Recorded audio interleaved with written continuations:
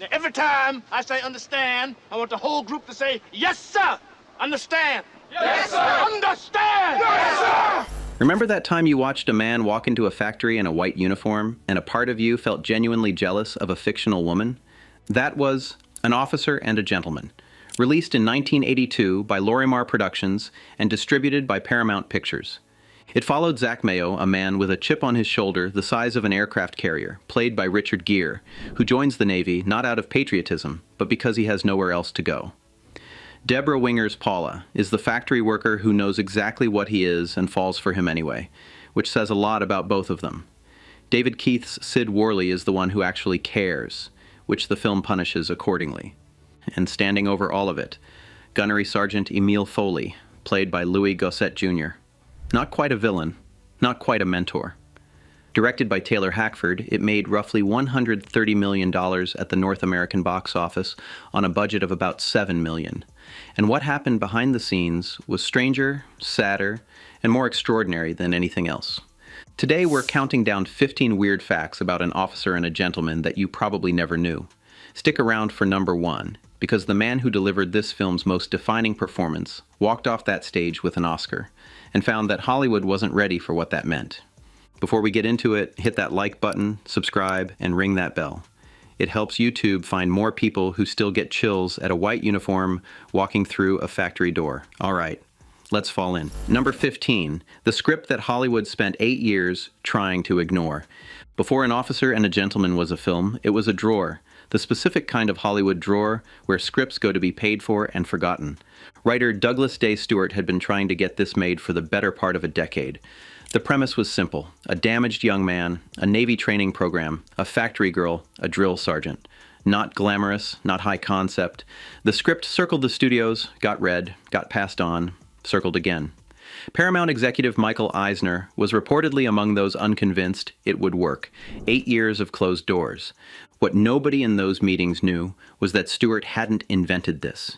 He'd lived it.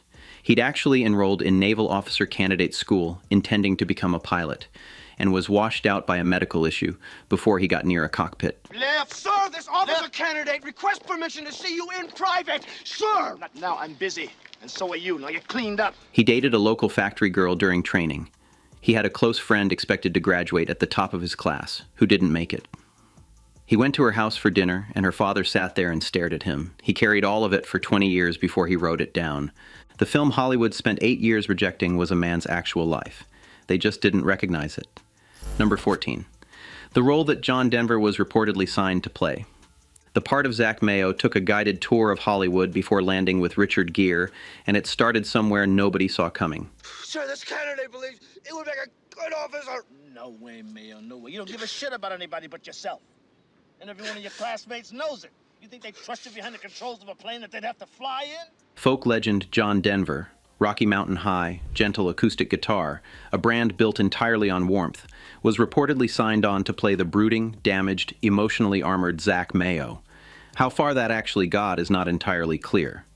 What's documented is that after Denver, the role moved through Jeff Bridges, Harry Hamlin, Christopher Reeve, and John Travolta before Gere came in. Travolta's past deserves a moment, because Travolta had already turned down American Gigolo, the 1980 film that gave Gere his breakthrough. He handed Gere that one too. Whatever Travolta was looking for, it wasn't whatever this was, and he made that call twice. Gere told Barbara Walters he took the role strictly for the money, not the script, not the character, the money.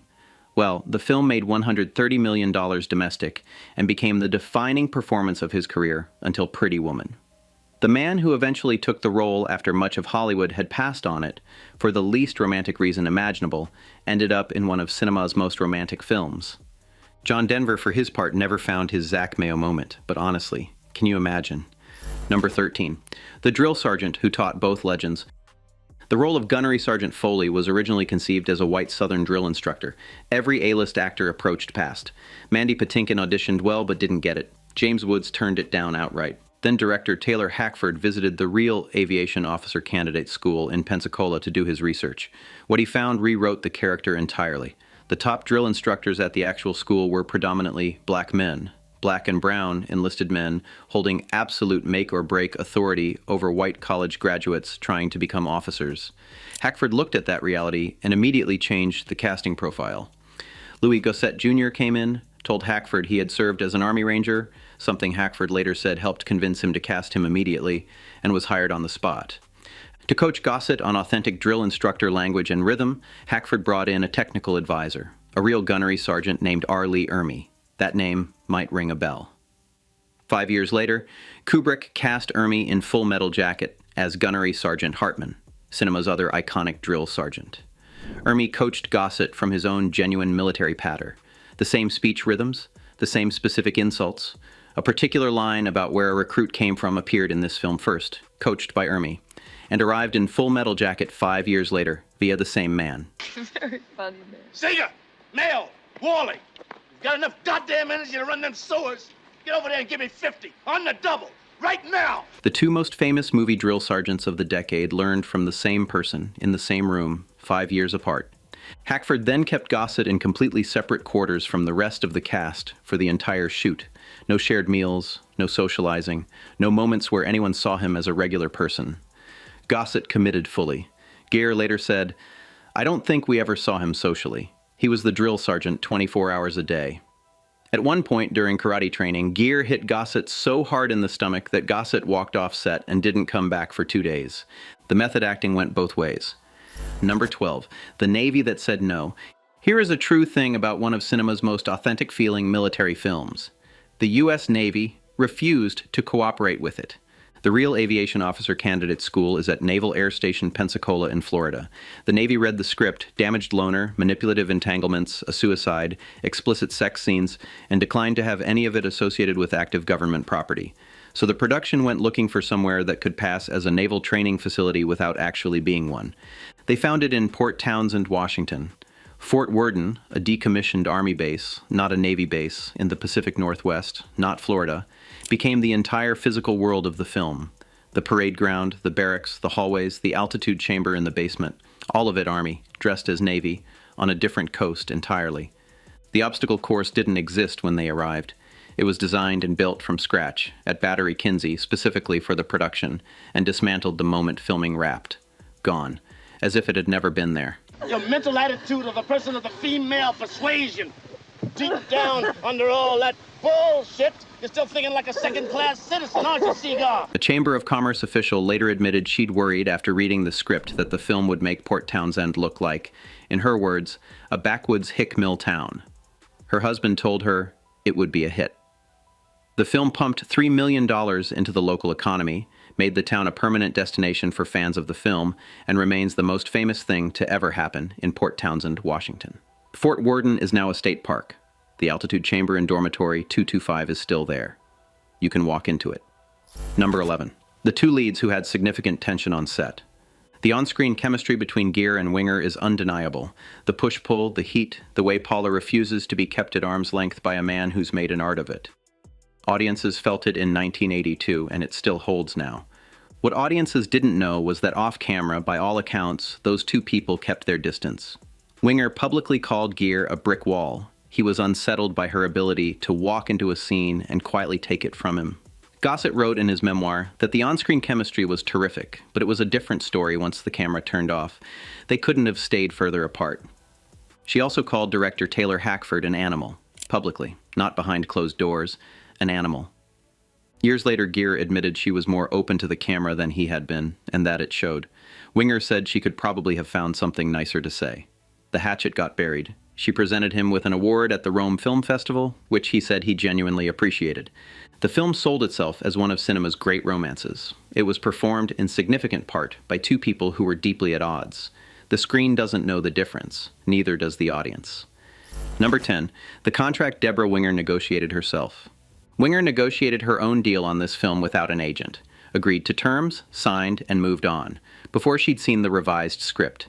The revised script contained a nude scene. When she found out, she asked to be covered. She has said publicly that without a no-nudity clause in her contract, she felt she had little choice but to film it as written, and that the hotel room scenes were among the most difficult experiences of her career. Meanwhile, producer Don Simpson, who according to multiple accounts, including Charles Fleming's biography High Concept, had told her in her audition she wasn't fuckable enough, was in the building. The film then went to the MPAA. The ratings board looked at the scene, a wide shot, and gave the film an X rating, box office death. Hackford and Lorimar appealed and then did something simpler. They moved the camera closer. Same content, tighter frame. The rating dropped to R. The scene Winger found deeply difficult to make nearly destroyed the film's commercial release. A camera angle saved it.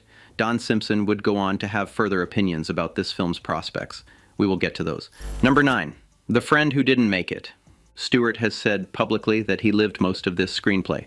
The drill instructor, the factory girl, the dinner at her parents' house where her father sat and stared at him without speaking. He was there.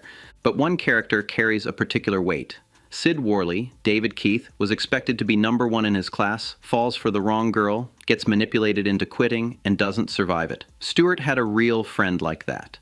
A close friend, by his own account, expected to graduate at the top of the class who failed out of the program. He watched that happen. He watched someone with every apparent advantage hit a wall they couldn't get past and disappear back into ordinary life. That failure, that waste of potential, that's in the film.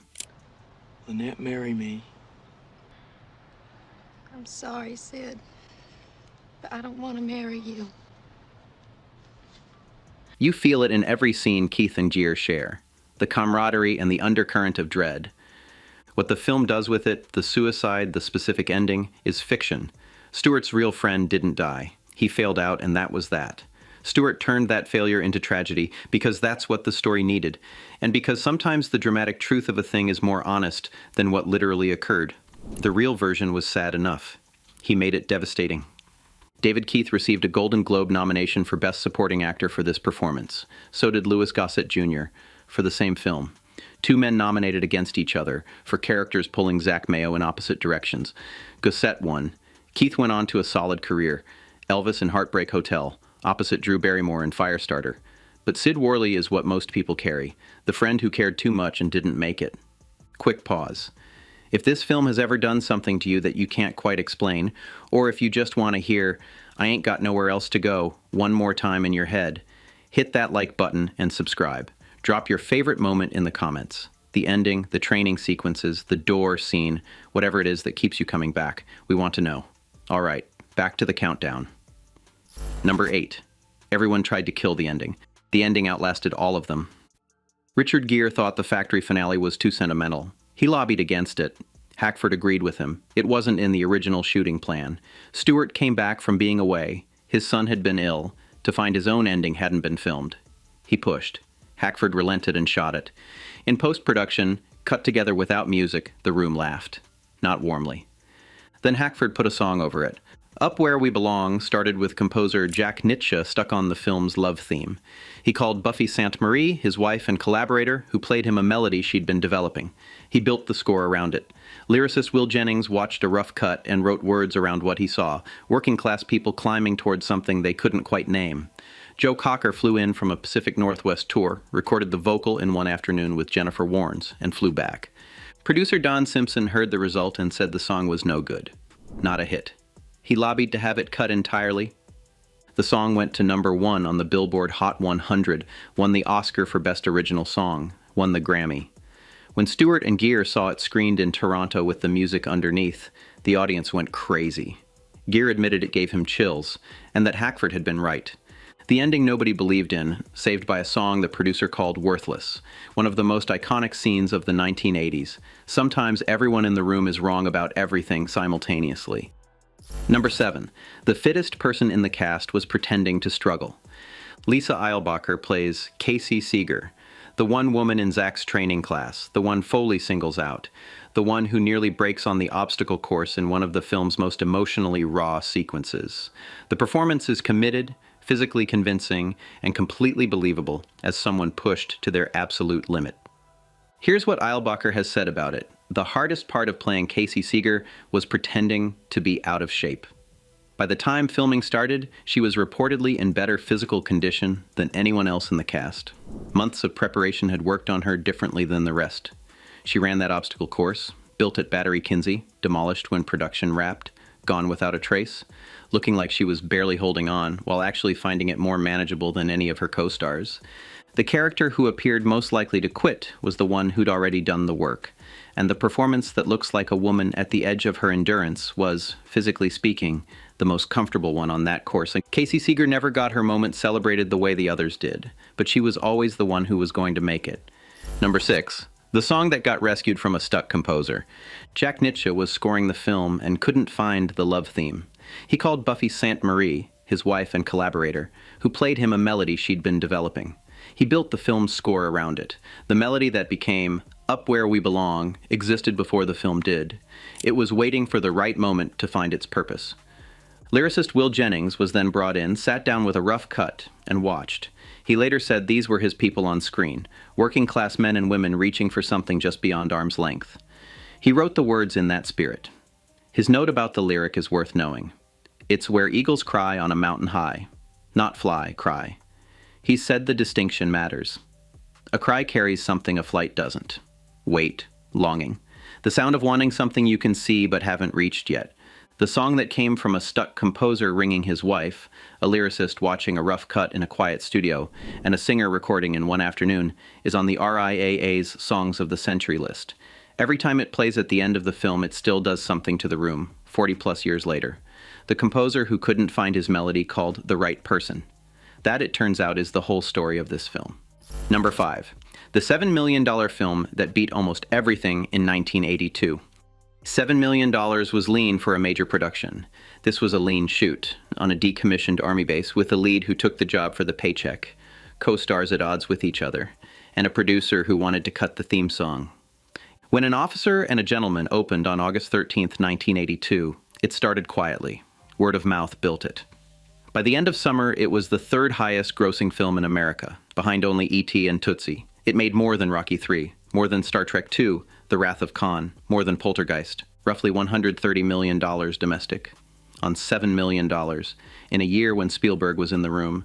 6 Academy Award nominations, 2 wins, Best Supporting Actor and Best Original Song, for a film that couldn't get a meeting 8 years earlier, built on an Army base standing in for a Navy one, performed by people who were barely on speaking terms off camera, with a song the producer said wasn't a hit.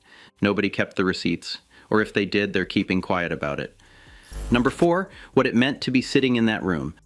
The 55th Academy Awards, April 11th, 1983, Dorothy Chandler Pavilion, Los Angeles. Louis Gossett Jr. was in the front row, nominated for Best Supporting Actor.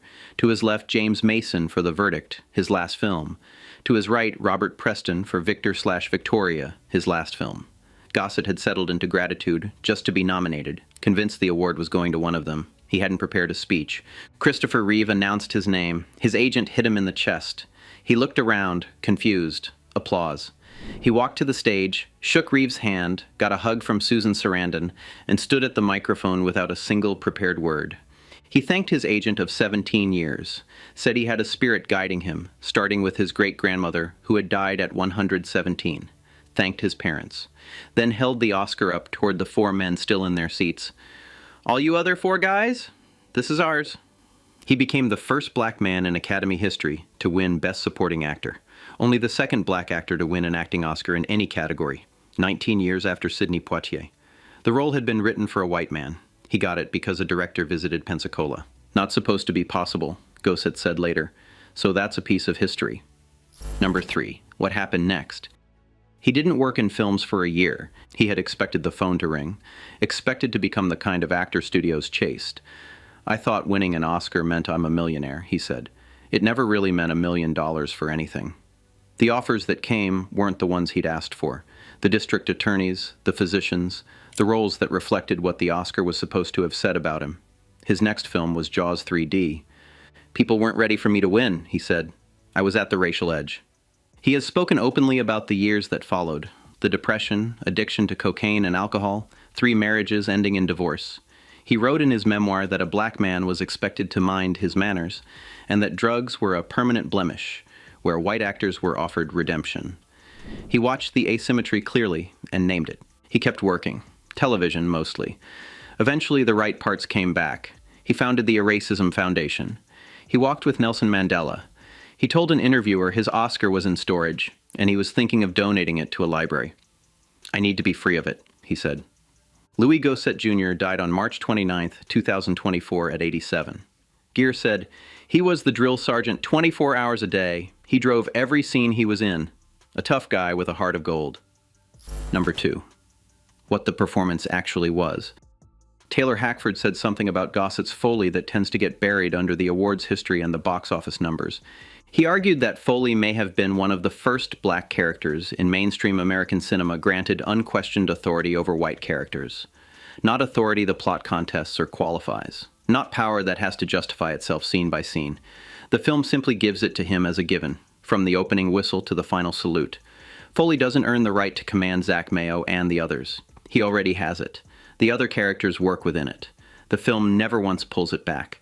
That's what the performance carries underneath all the cadences and the carefully calibrated cruelty and the slow revelation of how much Foley actually cares about these people he's putting through hell. Every scene Gossett plays is doing something the genre hadn't straightforwardly done before, in a role written for someone else, coached by a man who would play a version of it 5 years later in a different film, inhabited so completely that his co-stars were genuinely afraid of him for the entire shoot. He held the Oscar up for everyone, and then spent a year waiting for Hollywood to call. Number 1, the role written for someone else, for a film nobody wanted, about a world Hollywood didn't think it cared about. Douglas Day Stewart wrote from a life that didn't have a clean ending.